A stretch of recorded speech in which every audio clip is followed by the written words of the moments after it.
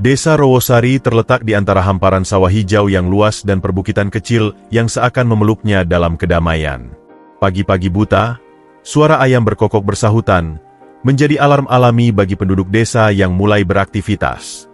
Para petani berjalan menuju sawah, sementara ibu-ibu menyiapkan sarapan di dapur mereka yang sederhana. Di tengah desa, berdiri sebuah rumah joglo dengan halaman luas yang selalu tampak rapi. Rumah itu milik Pak Haji Ihsan, seorang pria parubaya yang dikenal oleh seluruh warga karena kebaikan hatinya. Pak Haji selalu tersenyum ramah kepada siapa saja yang ia temui. Ia sering membantu warga yang kesulitan, mulai dari memberikan sedekah hingga menengahi perselisihan kecil di antara tetangga. Tak heran, banyak orang datang kepadanya untuk meminta nasihat, terutama tentang kehidupan dan agama. Pak Haji tidak sendiri. Ia tinggal bersama istrinya, Bu Sri, seorang wanita lembut dan penyabar. Di balik sikapnya yang pendiam, Bu Sri adalah penopang utama kehidupan rumah tangga mereka. Ia merawat rumah, memasak dengan penuh kasih sayang, dan memastikan bahwa segala kebutuhan suaminya terpenuhi. Namun, lebih dari itu, Bu Sri memiliki satu kekhawatiran besar yang tak pernah ia tunjukkan secara langsung. Anak semata wayang mereka, Agus. Agus adalah anak yang dulunya membanggakan kedua orang tuanya. Sejak kecil, ia dikenal sebagai bocah yang cerdas dan sopan. Ia selalu berada di barisan depan saat mengaji di surau desa, dan setiap kali Pak Haji Ihsan berbicara tentang agama, Agus mendengarkan dengan penuh perhatian. Tetapi, seiring bertambahnya usia, sesuatu dalam diri Agus mulai berubah. Ketika ia beranjak remaja, ia mulai menunjukkan tanda-tanda pemberontakan kecil. Awalnya, hanya hal-hal sepele. Ia malas ikut sholat berjamaah, lebih suka bermain dengan teman-temannya hingga sore, dan terkadang membantah ibunya. Bu Sri merasa ada yang tidak beres, tetapi Pak Haji meyakinkan bahwa itu hanya fase sementara. Anak laki-laki itu memang begitu, Bu, ujar Pak Haji suatu malam ketika mereka duduk di beranda rumah. Nanti kalau dia sudah dewasa, dia akan kembali ke jalan yang benar. Bu Sri mengangguk pelan, mencoba mempercayai kata-kata suaminya. Namun, jauh di dalam hatinya, ada kegelisahan yang sulit ia abaikan. Ketika Agus menginjak usia 17 tahun, perubahan dalam dirinya semakin nyata.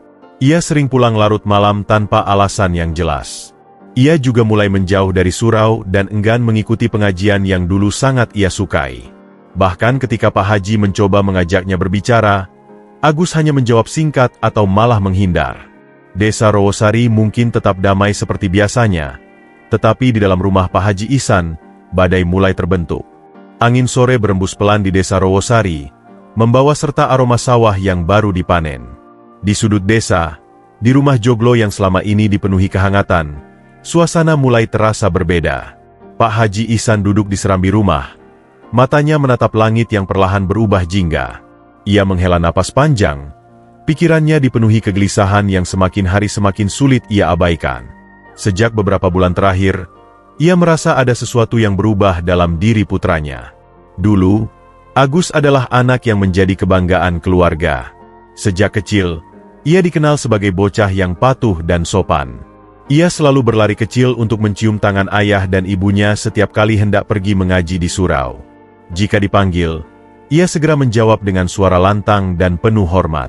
Namun, semua itu kini terasa seperti kenangan yang semakin jauh. Perubahan Agus memang tidak terjadi dalam semalam. Awalnya, hanya tanda-tanda kecil. Ia mulai malas bangun subuh untuk sholat berjamaah, lebih suka menyendiri di kamar, dan sering menghindari percakapan dengan orang tuanya. Jika dulu ia selalu antusias membantu ayahnya di kebun atau menemani ibunya ke pasar, kini ia lebih sering pergi entah kemana tanpa memberitahu. Bu Sri, yang hatinya selalu peka, mulai merasa ada yang tidak beres. Pak, Ibu perhatikan Agus sering keluar malam. Kadang baru pulang saat ayam sudah berkokok. Ibu takut dia salah pergaulan, ujarnya suatu malam saat mereka sedang duduk berdua di ruang tengah. Pak Haji mengangguk pelan. Ia sudah lama menyadari perubahan itu, tetapi hatinya masih menolak percaya bahwa putranya benar-benar sedang tersesat. Dia sudah besar, Bu. Mungkin dia hanya ingin punya ruang sendiri, kata Pak Haji, meski di dalam hatinya ada kegelisahan yang tak bisa ia hilangkan.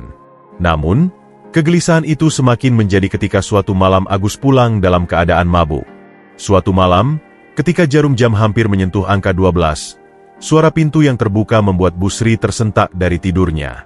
Dengan jantung berdebar, ia bergegas ke ruang depan dan melihat Agus berdiri di ambang pintu. Langkahnya goyah, dan dari tubuhnya tercium bau alkohol yang menusuk. "Astagfirullah, Agus, kamu minum?" seru Bu Sri dengan suara bergetar. Agus mengusap wajahnya dan mendengus. "Ibu, ini cuma sedikit. Semua orang minum. Apa salahnya?" Pak Haji Ihsan yang baru saja keluar dari kamarnya menatap Agus dengan sorot mata tajam. "Agus, apa yang kamu lakukan ini? Kamu lupa siapa dirimu?" Agus menggelengkan kepala dengan kesal. "Pak, aku sudah dewasa. Aku bukan anak kecil yang bisa Bapak atur sesuka hati." Untuk pertama kalinya, suara Agus terdengar penuh amarah kepada ayahnya. Bu Sri menahan napas, tak percaya dengan apa yang baru saja ia dengar. Pak Haji mencoba menenangkan dirinya. Dengan nada yang lebih rendah, ia berkata, "Nak, kita ini orang beriman. Kita punya aturan yang harus kita jalani. Apa yang kamu lakukan ini bukan jalan yang benar." Tapi Agus tidak mendengarkan. Ia melewati ayahnya begitu saja dan berjalan ke kamarnya, menutup pintu dengan keras. Di ruang tamu, Bu Sri mulai menangis dalam diam. Pak Haji Ihsan hanya bisa duduk diam, mencoba memahami di mana letak kesalahannya sebagai seorang ayah. Hari-hari berlalu, dan perubahan Agus semakin nyata. Ia lebih sering keluar rumah dan menghabiskan waktu dengan teman-temannya yang tidak dikenal oleh orang tuanya.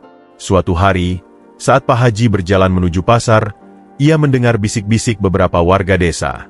"Itu anaknya Pak Haji, ya?" Sering terlihat di warungnya Bang Rudi sampai larut malam. "Iya, katanya sering nongkrong dengan Jaka dan Randy. Dua anak itu kan terkenal suka bikin onar." Hati Pak Haji semakin berat mendengar percakapan itu. Bang Rudi memang memiliki warung yang sering dijadikan tempat berkumpul para pemuda yang suka berjudi dan mabuk-mabukan. Malam harinya, Pak Haji mencoba berbicara lagi dengan Agus. "Nak, aku dengar kamu sering berkumpul dengan Jaka dan Randy. Apa itu benar?" tanyanya hati-hati. Agus mendengus, menatap ayahnya dengan sinis. "Memangnya kenapa kalau benar? Mereka temanku." Pak Haji menatap Agus dengan dalam. "Bapak tidak melarang kamu punya teman, Nak. Tapi pilihlah teman yang baik. Jangan sampai mereka menjerumuskanmu." Agus tertawa kecil. "Bapak selalu bilang begitu. Tapi apa Bapak pernah mencoba mengerti aku? Aku bosan hidup seperti ini. Aku ingin bebas." Jawaban itu menusuk hati Pak Haji seperti belati. Ia ingin berteriak, ingin menegur keras, tapi yang keluar dari mulutnya hanyalah helaan napas berat. Malam di desa Rowosari begitu sunyi, hanya terdengar suara jangkrik dan sesekali lolongan anjing dari kejauhan. Di dalam rumah joglo milik Pak Haji Ihsan, suasana jauh dari ketenangan. Di meja makan, hidangan sederhana yang telah disiapkan Bu Sri masih utuh, dingin tak tersentuh. Pak Haji duduk di kursi kayu dengan wajah yang mulai tampak lelah. Matanya tak lepas dari pintu depan yang masih tertutup rapat.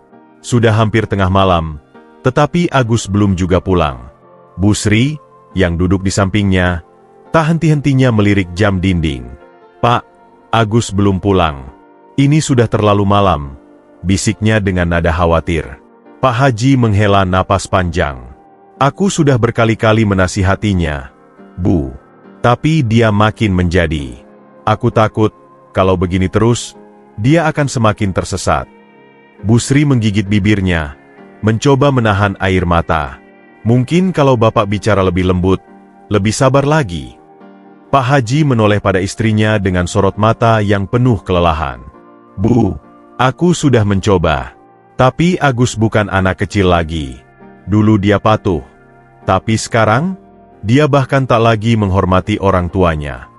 Bu Sri tak menjawab. Ia hanya bisa berdoa dalam hati, berharap anaknya kembali ke jalan yang benar. Tepat saat jarum jam menunjukkan pukul 1 dini hari, pintu depan terdengar berderit. Agus masuk dengan langkah gontai. Matanya merah, nafasnya berbau alkohol, dan ada noda tanah di pakaiannya.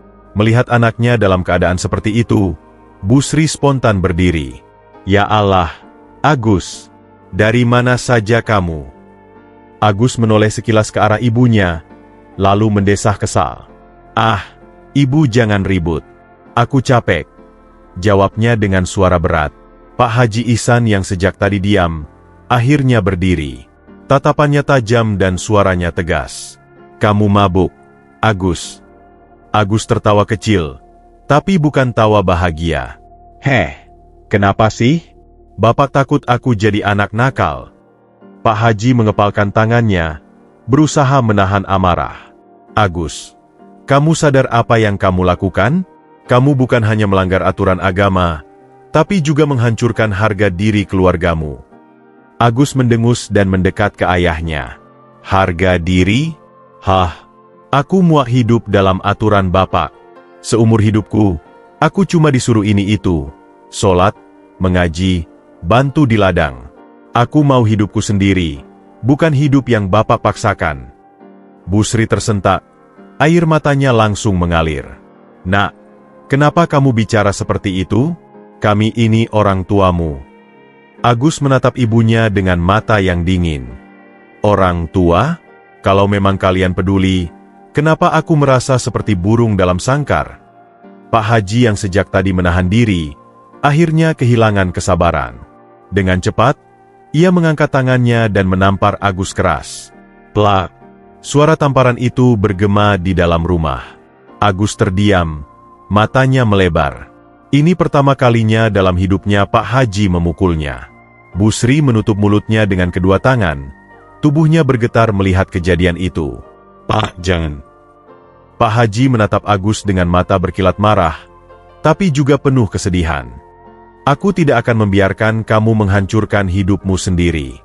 Kalau kamu terus seperti ini, lebih baik kamu pergi dari rumah ini. Agus meraba pipinya yang masih terasa perih. Ada kemarahan, ada kekecewaan, tapi lebih dari itu, ada luka di dalam hatinya. Baik, katanya lirih, lalu berbalik menuju kamarnya. Pak Haji hanya bisa menatap punggung putranya dengan perasaan hancur. Keesokan harinya, suasana rumah begitu sepi. Biasanya, pagi-pagi Busri sudah menyiapkan sarapan, dan Pak Haji duduk di serambi menikmati kopi. Tapi kali ini, yang terdengar hanya suara peralatan dapur yang bergerak pelan. Busri tampak gelisah, sesekali menoleh ke arah pintu kamar Agus yang tertutup. Pak Haji, yang duduk di ruang tamu, menghembuskan napas berat. Hatinya masih penuh amarah dan kekecewaan atas kejadian semalam. Namun, saat matahari mulai meninggi, pintu kamar Agus terbuka. Dengan satu tas di pundaknya, Agus keluar tanpa menoleh ke belakang. Busri langsung berdiri, matanya penuh kecemasan. Agus, kamu mau kemana? Agus tidak menjawab. Ia hanya berjalan ke pintu depan. Agus, jangan pergi, nak. Busri mulai menangis. Pak Haji berdiri dari kursinya, menatap Agus dengan wajah keras. Kalau kamu pergi, jangan pernah kembali sampai kamu sadar akan kesalahanmu. Agus terdiam sejenak, lalu mengangguk pelan. Baik, katanya dingin.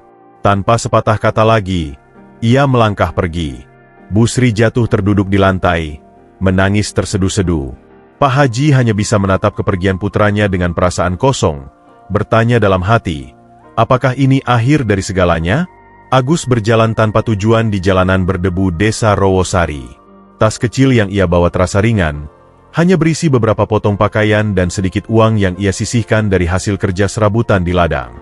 Amarah masih membara di dadanya, tetapi jauh di dalam hati, ada perasaan hampa yang sulit ia jelaskan. Langkahnya membawanya keluar dari desa, menuju kota kecil di seberang bukit. Ia tak menoleh ke belakang. Bagi Agus, rumah bukan lagi tempat yang nyaman. Ia lelah merasa seperti anak kecil yang harus selalu patuh dan hidup dalam aturan yang ketat. Ia ingin bebas, ingin membuktikan bahwa ia bisa hidup tanpa bayang-bayang ayahnya. Saat matahari mulai condong ke barat, ia sampai di sebuah warung kopi di pinggir jalan. Tempat itu ramai oleh pemuda-pemuda yang sedang duduk sambil tertawa keras. Beberapa di antaranya ia kenal, Jaka dan Randy, dua teman yang akhir-akhir ini sering bersamanya. Agus, kemana aja, bro? Jaka melambai, menyuruhnya bergabung. Agus tersenyum tipis dan berjalan mendekat. Ia duduk di bangku kayu yang agak reot dan menerima secangkir kopi yang diberikan Randy. "Jadi, lo beneran keluar dari rumah?" tanya Randy sambil mengangkat alis. Agus mengangguk. "Gue capek diatur-atur. Sekarang, gue mau hidup gue sendiri." Jaka terkekeh dan menepuk pundaknya. "Bagus. Lo akhirnya ngerti gimana rasanya hidup bebas. Di sini, nggak ada yang nyuruh lo sholat subuh atau bantu di ladang. Lo bisa ngelakuin apa aja yang lo mau." Agus tersenyum, tapi jauh di dalam hati, ada kegelisahan yang masih menggantung. Malam semakin larut, dan warung kopi mulai sepi. Jaka dan Randy tetap di sana, berbincang dengan Agus tentang kehidupan mereka di kota.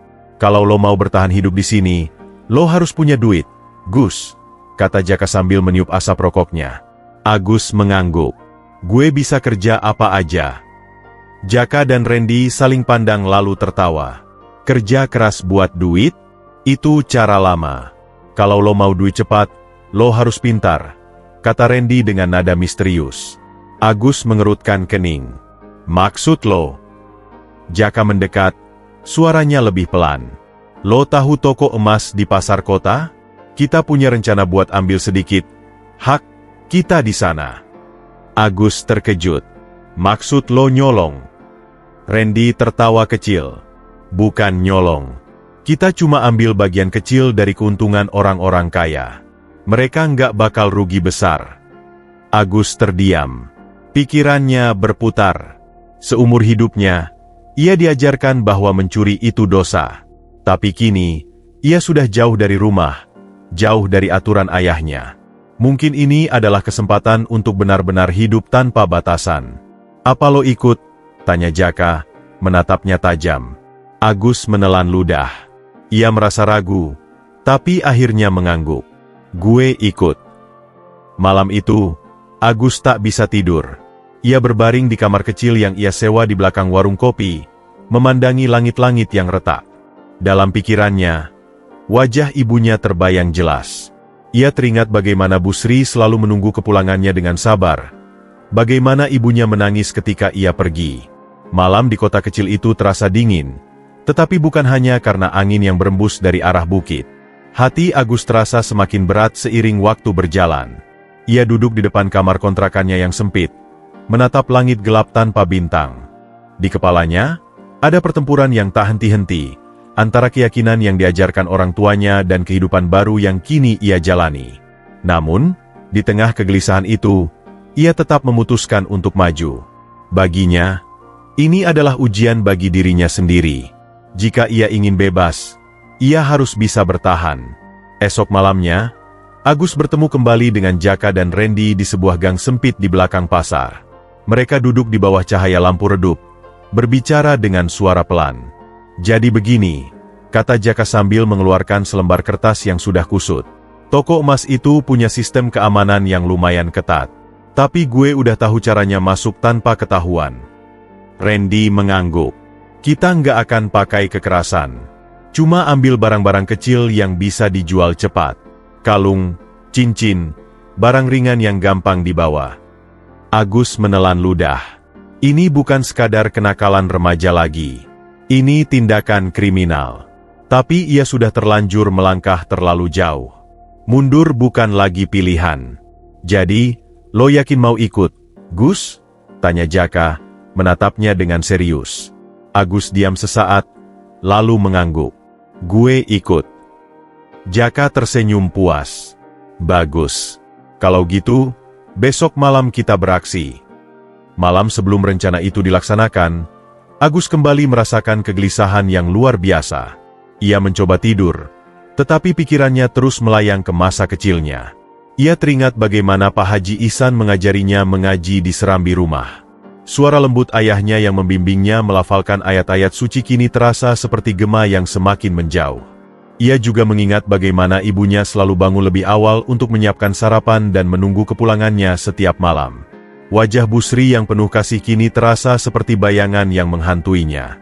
Agus duduk di tepi tempat tidurnya, kepalanya tertunduk. "Apa yang gue lakuin ini bener?" bisiknya pada dirinya sendiri.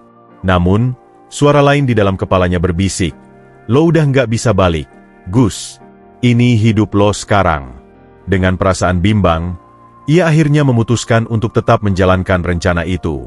Malam itu, mereka bertiga berjalan di sepanjang gang sepi menuju toko emas yang menjadi target mereka. Jalanan sunyi, hanya ada suara langkah kaki mereka yang menggema di trotoar yang lembab.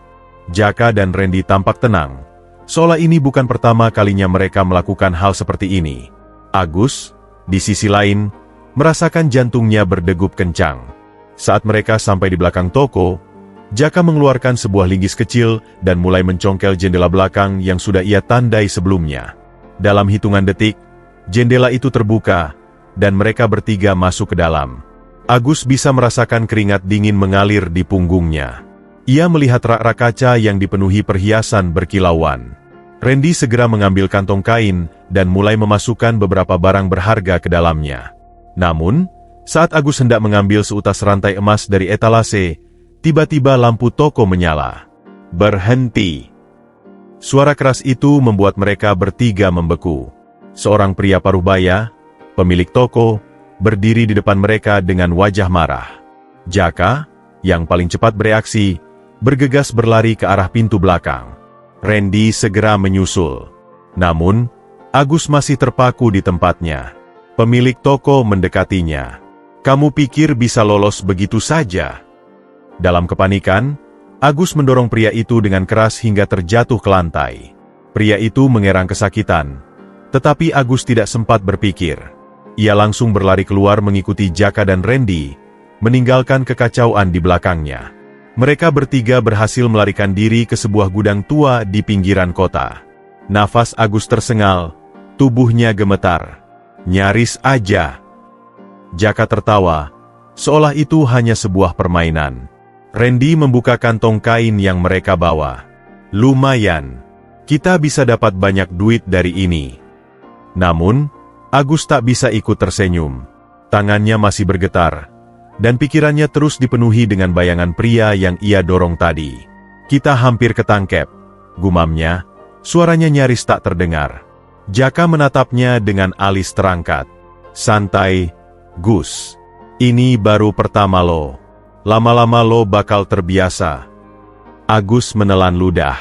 "Kalau dia mati gimana?" Randy terkekeh. "Lebay lo. Dia cuma jatuh doang. Besok juga udah lupa." Tapi Agus tidak bisa menghilangkan perasaan bersalah yang perlahan mulai menggerogoti hatinya. Ia tidak hanya mencuri, tetapi juga melukai seseorang. Saat ia duduk di sudut ruangan, kepalanya tertunduk, ia mulai sadar, ia telah melangkah terlalu jauh. Dan ia tidak tahu apakah masih ada jalan untuk kembali. Malam itu, setelah aksi pencurian yang nyaris gagal, Agus tidak bisa tidur. Ia berbaring di lantai dingin gudang tua tempatnya dan teman-temannya bersembunyi, tetapi pikirannya terus berputar. Bayangan pria pemilik toko yang terjatuh, karena dorongannya terus menghantuinya. Bagaimana kalau dia terluka parah? Bagaimana kalau dia mati? Setiap kali ia memejamkan mata, ia melihat wajah ibunya. Busri yang selalu mengajarinya untuk menjadi anak baik, untuk selalu membantu orang lain, untuk selalu berdoa dan menghindari jalan yang salah. Tapi kini ia sudah menjadi seseorang yang berlawanan dengan semua ajaran itu. Saat matahari mulai terbit, Jaka dan Randy sudah sibuk menghitung hasil rampokan mereka. Mereka tertawa puas, seolah-olah tidak ada yang terjadi semalam. "Gue bakal pakai uang ini buat beli motor," kata Randy sambil menggoyangkan kalung emas di tangannya. Jaka mengangguk setuju. "Dan kalau kita butuh lebih, kita tinggal cari target baru. Gampang." Agus menatap mereka dengan perasaan aneh. Ia dulu mengira mereka adalah teman yang bisa membawanya ke kehidupan bebas, tanpa aturan. Tapi sekarang, ia mulai melihat mereka dengan cara berbeda. "Lo nggak ngambil bagian lo, Gus?" tanya Jaka, meliriknya. Agus menatap tumpukan emas dan perhiasan di depan mereka. Dulu, ia mungkin akan tergoda, tapi kini tangannya terasa berat untuk menjangkau barang haram itu. "Nggak sekarang," jawabnya singkat. Jaka dan Randy hanya saling pandang lalu tertawa. "Santai aja, Gus. Lo bakal terbiasa." Saat hari semakin siang, Agus memutuskan untuk berjalan sendirian di sekitar kota. Ia butuh udara segar, butuh menjernihkan pikirannya. Namun, saat ia berjalan melewati sebuah warung kecil di pinggir jalan, ia mendengar percakapan dua orang tua yang sedang duduk menikmati kopi. "Kudengar polisi sedang menyelidiki perampokan di toko emas itu," kata salah satu dari mereka.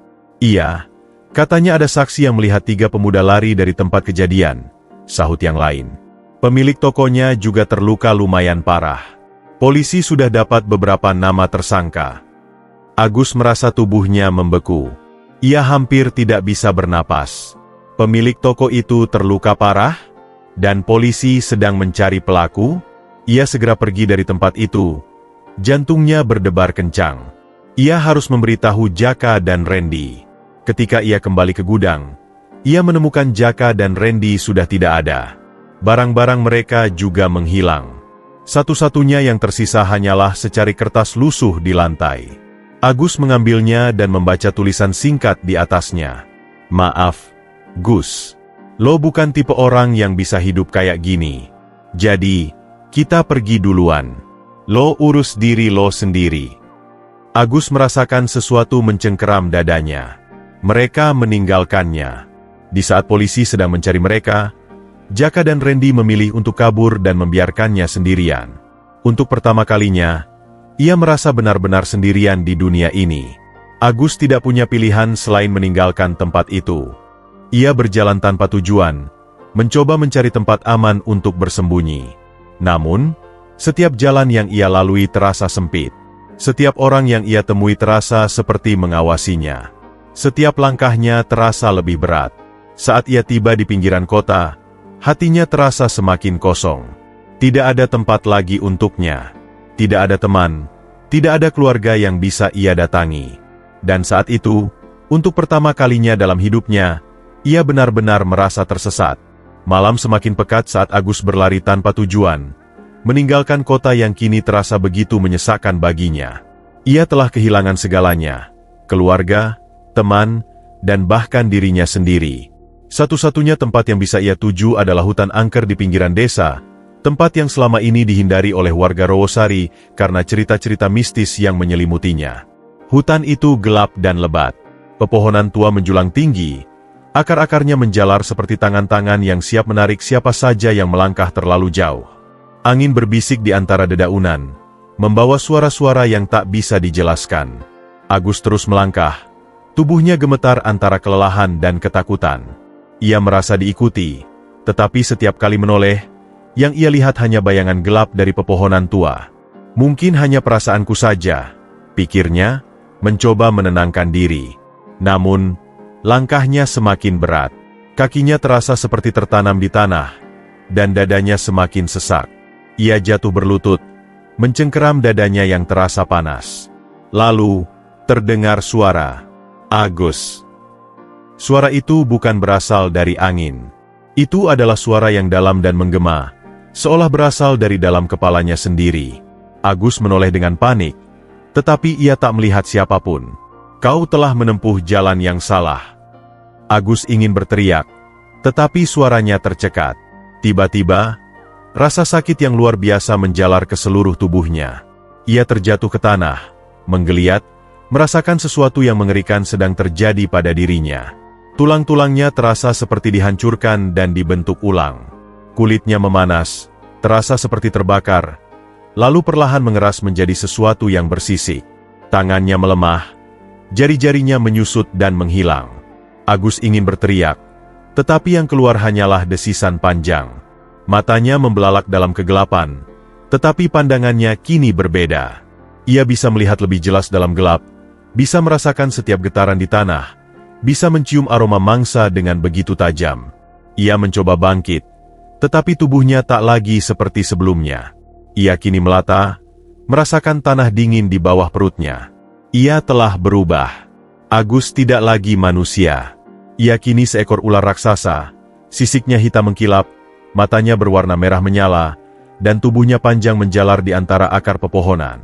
Ia menggeliat dengan panik, mencoba memahami apa yang terjadi. Nafasnya tersengal-sengal, tetapi bukan dari paru-paru, melainkan dari celah di sisi kepalanya, seperti seekor ular sungguhan. Lalu, suara itu kembali terdengar.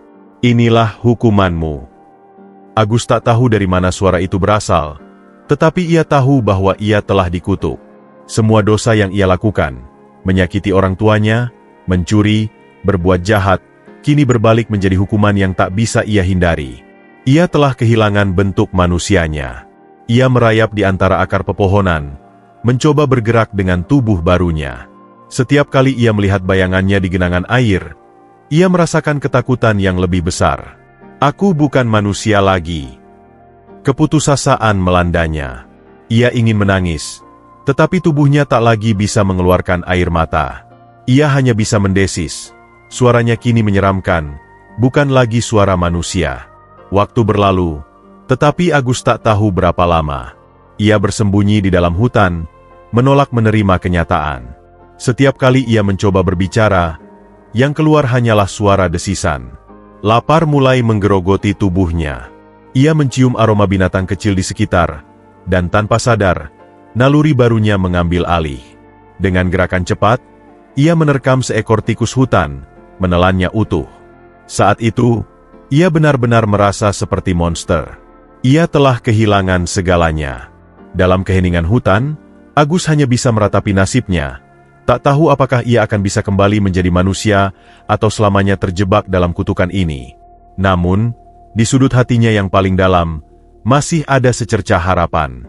Sebuah harapan untuk bisa kembali. Malam berganti pagi, tetapi Agus tidak lagi merasakan perbedaan waktu seperti dulu. Sebagai manusia, ia bisa merasakan panas matahari atau kesejukan angin pagi. Namun kini, dalam wujud seekor ular raksasa, semua itu terasa asing. Ia bersembunyi di balik akar besar sebuah pohon beringin yang menjulang tinggi. Seluruh tubuhnya terasa dingin dan kaku. Naluri barunya menyuruhnya untuk tetap diam, membaur dengan alam, menjadi bagian dari kegelapan. Ia sudah kehilangan banyak hal sejak masuk hutan ini, tetapi yang paling ia takuti adalah kehilangan jiwanya sendiri. Apakah aku akan selamanya seperti ini? Agus mencoba merayap keluar dari persembunyiannya. Tubuhnya yang panjang bergerak dengan licin di antara dedaunan basah. Setiap gesekan antara sisiknya dan tanah menimbulkan suara samar yang hanya bisa ia dengar dengan kepekaannya yang baru. Dunia di sekelilingnya terasa berbeda. Ia bisa menangkap getaran sekecil apapun, bisa mencium aroma yang sebelumnya tak pernah ia sadari. Ia bisa merasakan keberadaan makhluk-makhluk kecil di sekitarnya, serangga, burung, bahkan kelinci hutan yang sedang bersembunyi di balik semak-semak.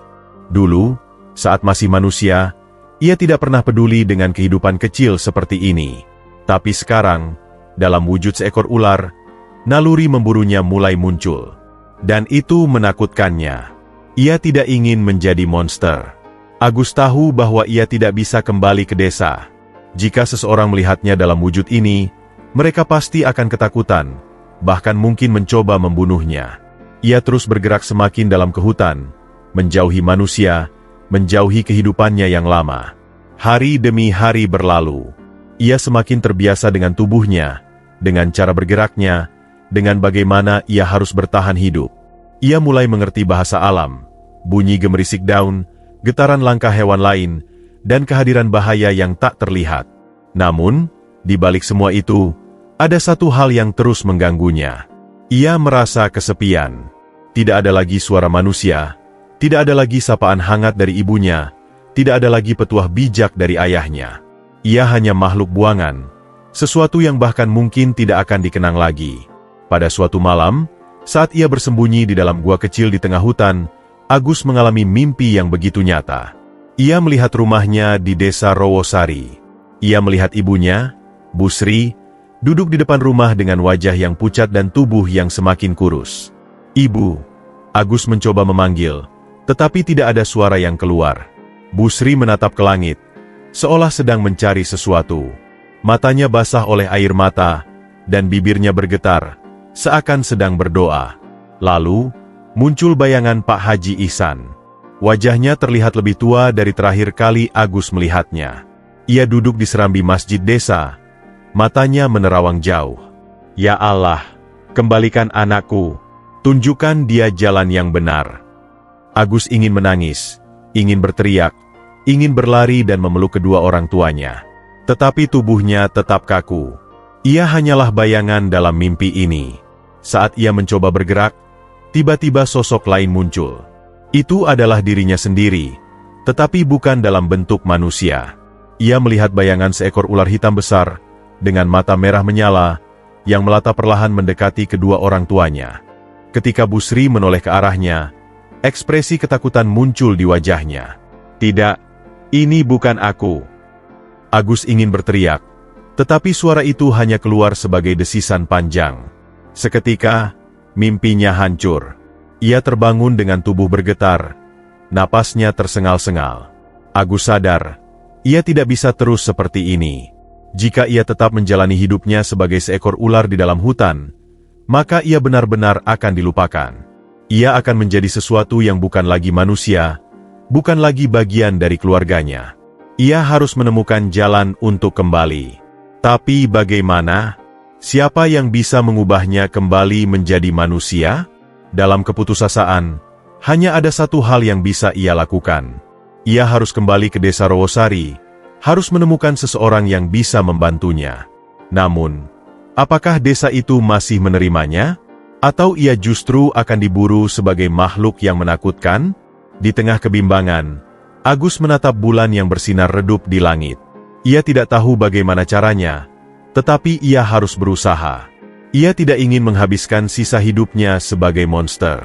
Dengan tekad baru yang perlahan tumbuh di dalam dirinya, Agus mulai bergerak, melata meninggalkan hutan yang selama ini menjadi tempat pelariannya. Ia akan mencari jalan pulang.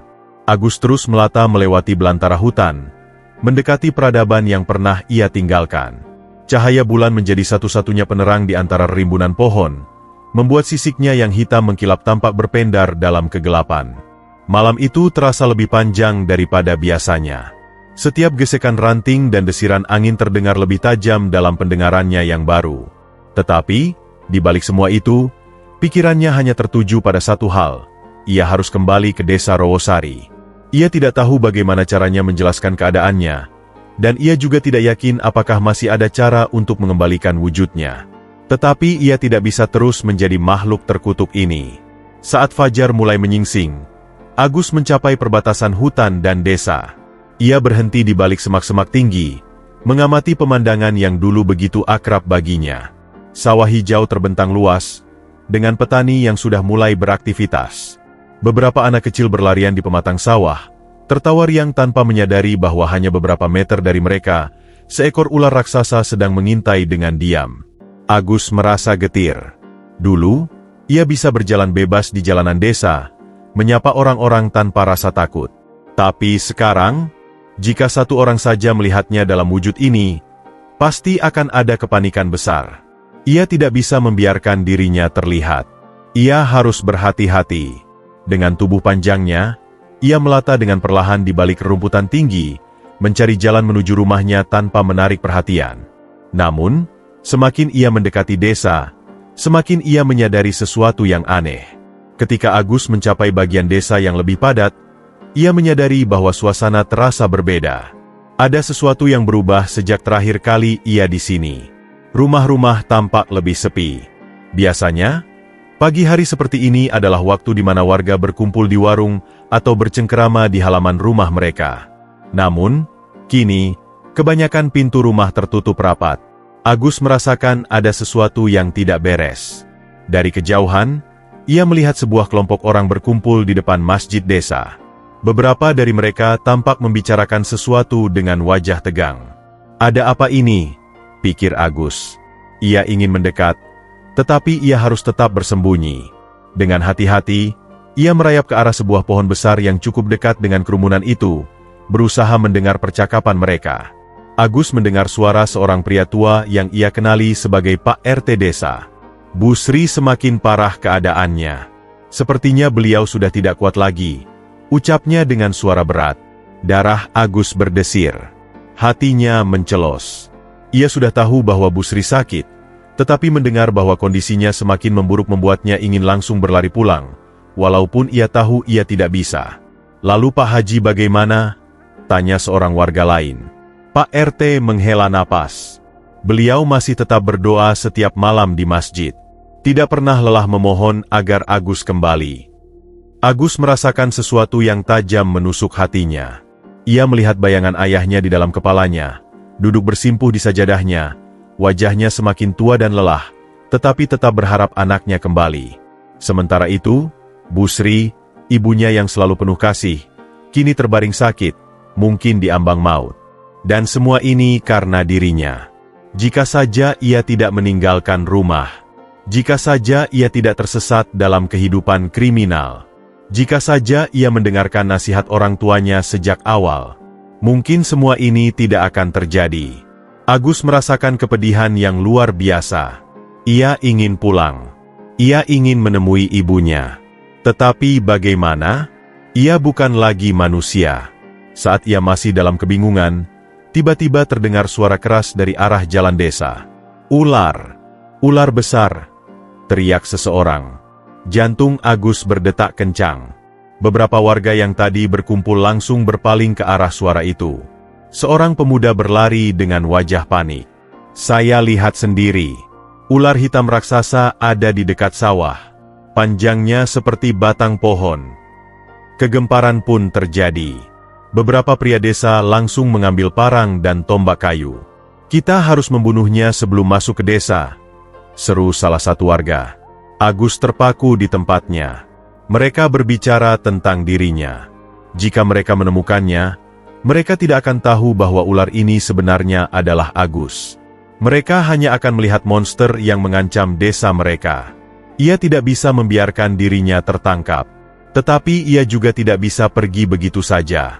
Ia harus menemukan cara untuk kembali ke rumah sebelum semuanya terlambat. Agus melihat orang-orang mulai menyebar, mencari ular yang mereka yakini sebagai ancaman. Jika ia tetap di sini, cepat atau lambat mereka akan menemukannya. Tetapi jika ia pergi, ia mungkin tidak akan pernah bisa melihat ibunya lagi. Ia menggeliat, mencoba berpikir. Lalu ia mengambil keputusan yang paling berisiko. Ia akan tetap menuju rumahnya, apapun yang terjadi. Meskipun nyawanya dalam bahaya, meskipun ia bisa saja terbunuh, ia harus melihat ibunya untuk terakhir kali. Dengan tekad yang baru, Agus mulai bergerak, menyelinap melewati desa, menuju rumah yang telah lama ia tinggalkan. Tanpa mengetahui bahwa takdir yang lebih besar sedang menunggunya di sana. Agus merayap dengan hati-hati di antara bayang-bayang rumah yang sudah ia kenal sejak kecil. Tubuhnya yang besar membuat setiap gerakan terasa berisiko, tetapi ia harus terus maju. Jalanan desa masih sepi. Hanya beberapa orang yang bergegas dengan parang dan tombak di tangan mereka, mencari keberadaan ular raksasa yang telah membuat mereka takut. Dia harus cepat. Rumah orang tuanya sudah terlihat di ujung jalan. Rumah yang dulu menjadi tempat perlindungannya, tetapi sekarang terasa begitu jauh. Ia harus bertemu ibunya, meskipun ini mungkin akan menjadi kali terakhir. Ketika Agus tiba di halaman belakang rumahnya, ia berhenti sejenak, bersembunyi di balik rumpun bambu. Jendela kamar ibunya terbuka sedikit. Dari sana, ia bisa melihat sosok Busri yang terbaring lemah di tempat tidur. Wajahnya begitu pucat, tubuhnya terlihat lebih kurus dari yang ia ingat. Pak Haji Ihsan duduk di sampingnya, tangannya menggenggam tangan istrinya dengan erat. Agus ingin menangis, tetapi ia tidak bisa. Tubuhnya kini bukan lagi manusia, dan bahkan air mata pun terasa asing baginya. "Ibu," desisnya pelan, meskipun ia tahu bahwa tidak ada yang bisa mendengarnya. Busri membuka matanya perlahan.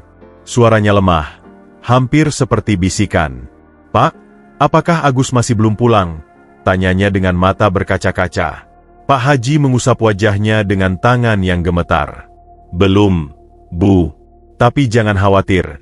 Insya Allah dia akan kembali. Aku yakin itu." Busri tersenyum lemah. "Aku ingin melihatnya sekali saja sebelum aku pergi." Agus merasa seolah dadanya diremas. Ibunya tahu bahwa waktunya tidak lama lagi. Jika ia tetap diam di sini, jika ia tidak melakukan sesuatu, maka ia tidak akan pernah bisa berbicara dengan ibunya lagi. Ia harus menunjukkan dirinya, apapun risikonya. Dengan penuh keberanian, Agus melata keluar dari persembunyiannya. Ia bergerak perlahan mendekati rumah, berusaha agar tidak menimbulkan suara yang bisa menarik perhatian orang lain. Ketika ia sampai di depan jendela kamar ibunya, ia mengangkat kepalanya dan mengintip ke dalam. Saat itu juga, Busri membuka matanya dan melihat ke arahnya. Matanya yang lemah tiba-tiba membesar. Nafasnya tersengal, tetapi bukan karena ketakutan. "Agus?" bisiknya. Pak Haji yang awalnya tidak menyadari keberadaan Agus, segera menoleh dan membelalakan matanya. Di hadapan mereka, bukan seorang pemuda yang berdiri, melainkan seekor ular hitam besar dengan mata penuh kesedihan. Pak Haji mengencangkan genggamannya pada tangan istrinya, tubuhnya menegang. "Astagfirullah," desisnya, hampir tidak percaya dengan apa yang dilihatnya. Tetapi berbeda dengan Pak Haji, Busri justru tersenyum. Matanya menatap dalam ke mata makhluk itu, dan entah bagaimana, ia tahu. "Agus, kau benar-benar anakku, kan?" Agus tidak bisa menjawab dengan kata-kata, tetapi ia menundukkan kepalanya, berusaha menunjukkan bahwa ia bukan ancaman. Air mata menggenang di sudut mata Busri. "Anakku, kau pulang." Pak Haji masih terdiam, berusaha memahami situasi ini. Otaknya menolak untuk percaya bahwa ular di depannya adalah putranya. Tetapi ketika ia melihat bagaimana Busri menatap makhluk itu dengan penuh kasih sayang, hatinya mulai goyah. "Bagaimana ini bisa terjadi?" Suaranya bergetar. Busri mengulurkan tangannya dengan lemah ke arah jendela. "Agus, mendekatlah." Agus ragu. Jika ia terlalu dekat, apakah ia akan menakuti ibunya? Tetapi ia tidak bisa menahan perasaan rindunya. Ia mengangkat kepalanya lebih tinggi dan perlahan mendekatkan diri ke jendela, cukup dekat sehingga Busri bisa menyentuh sisiknya. Ketika tangan ibunya menyentuh kepalanya, ia merasakan sesuatu yang selama ini hilang dari hidupnya. Kehangatan, kelembutan, kasih sayang seorang ibu. Tubuhnya gemetar, dan untuk pertama kalinya sejak ia berubah, ia merasa seperti dirinya sendiri lagi. Pak Haji Ihsan masih tidak bisa berkata-kata. Bagaimana mungkin putranya menjadi seperti ini? Apakah ini hukuman dari Allah? Tetapi ketika ia melihat istrinya tersenyum, ada perasaan damai yang aneh di dalam hatinya. Busri mengelus kepala Agus dengan lembut. "Kau pasti sudah melalui banyak hal, Nak." Suaranya hampir tidak terdengar. Agus menutup matanya, menikmati setiap detik yang tersisa. Tetapi kemudian, Busri menarik napas dalam-dalam, dan tiba-tiba tubuhnya menegang. "Bu!" seru Pak Haji, panik. Busri terbatuk pelan. Matanya mulai kehilangan fokus. "Pak, janji padaku. Jangan bicara seperti itu, Bu. Bertahanlah. Pak, temukan Agus, kembalikan dia." Suaranya semakin lemah, dan dengan napas terakhirnya, ia tersenyum. Lalu, matanya tertutup. Pak Haji mengguncang tubuh istrinya, tetapi tidak ada lagi respons. "Bu, Bu." Keheningan menyelimuti rumah itu. Agus merasa seperti dunianya runtuh. Ibunya telah pergi. Tidak ada lagi doa yang bisa ia dengar. Tidak ada lagi suara lembut yang memanggil namanya. Dalam kepedihan yang mendalam, ia mengangkat kepalanya ke langit dan mendesis panjang, suara yang penuh dengan duka dan kehilangan. Pak Haji, yang kini kehilangan istrinya, berlutut di samping ranjang. Air matanya jatuh, tetapi ia menggenggam tangan istrinya dengan erat, seolah tidak ingin melepaskannya. Lalu, ia mengangkat kepalanya dan menatap ke arah Agus. Dalam matanya, tidak ada lagi ketakutan atau kemarahan. Hanya kesedihan dan tekad. "Agus, jika benar kau anakku." Suaranya serak, tetapi penuh kepastian. "Aku akan menemukan cara untuk mengembalikanmu." Agus menatap ayahnya dengan mata penuh harapan. Meskipun rasa kehilangan begitu besar, ada satu hal yang masih tersisa. Harapan. Pak Haji menggenggam tasbih di tangannya, menatap langit yang semakin gelap. Ia telah kehilangan istrinya, tetapi ia tidak akan kehilangan putranya lagi. Tidak peduli seberapa sulit jalannya, ia akan berjuang. Demi janji yang ia buat pada istrinya. Demi anaknya. Demi penebusan yang masih mungkin terjadi. Hari itu, jenazah Busri dimakamkan dengan penuh kesedihan. Warga desa berkumpul, memberikan penghormatan terakhir bagi wanita baik hati yang selalu tersenyum kepada mereka. Pak Haji berdiri di tepi makam, tangannya menggenggam tasbih erat. Matanya menatap tanah yang kini menutupi tubuh istrinya. Di kejauhan, di balik pepohonan, Agus mengawasi dari tempat persembunyiannya. Ia tidak bisa ikut mendekat. Jika warga desa melihatnya, mereka pasti akan menyerangnya. Namun, ia tidak peduli. Yang penting, ia ada di sana. Ia ingin mengucapkan selamat tinggal kepada ibunya, meskipun dalam diam. Ketika semua orang sudah meninggalkan makam, Pak Haji masih tetap berdiri di sana. Setelah beberapa saat, ia berbisik lirih. "Agus, kau ada di sana, bukan?" Agus terkejut. Bagaimana ayahnya tahu? Pak Haji menghela napas. "Aku tidak bisa melihatmu, tapi aku tahu kau tidak akan pergi begitu saja." Agus menggeliat pelan di balik bayangan pohon, tetapi tetap tidak menunjukkan dirinya. "Aku ingin kau tahu satu hal." Pak Haji menatap langit. "Selama aku masih hidup, aku tidak akan menyerah untuk mengembalikanmu." Agus merasakan sesuatu yang hangat di dadanya. Ayahnya benar-benar masih menyayanginya. Hari-hari setelah kepergian Busri terasa hampa. Pak Haji lebih banyak berdiam di masjid, berdoa dan merenung. Tetapi di balik kesunyian itu, ada satu tekad yang tidak pernah padam. Ia harus menemukan cara untuk menyelamatkan anaknya. Ia mulai mencari informasi, bertanya pada para tetua desa, membaca kitab-kitab lama. Namun, tidak ada yang bisa menjelaskan bagaimana cara mengembalikan manusia yang telah berubah menjadi ular. Hingga suatu malam, seorang pria tua yang dikenal sebagai Kiai Saleh, seorang ulama yang dihormati, datang menemuinya di masjid. "Aku mendengar tentang apa yang terjadi padamu, Haji Ihsan," kata Kiai Saleh dengan suara lembut. Pak Haji mengangguk pelan. Kiai Saleh menatapnya dengan dalam. "Kau mencari cara untuk mengembalikan anakmu, bukan?" Pak Haji menatapnya dengan penuh harap. "Ya, Kiai. Aku akan melakukan apapun demi anakku." Kiai Saleh menghela napas panjang. "Ini bukan perkara mudah, Haji. Tapi ada satu hal yang harus kau ketahui. Tidak ada kutukan yang tidak bisa dihapus, selama ada taubat yang tulus." Pak Haji mengerutkan kening. "Taubat?" Kiai Saleh mengangguk. "Jika benar anakmu terkutuk karena kesalahannya sendiri, maka satu-satunya cara untuk membebaskannya adalah dengan taubat yang sejati. Ia harus menyesali semua dosanya, bukan hanya dengan kata-kata, tetapi dengan hatinya." Pak Haji merenung. Anaknya sudah menyesal. Ia bisa melihatnya di mata Agus. Tetapi, apakah itu cukup?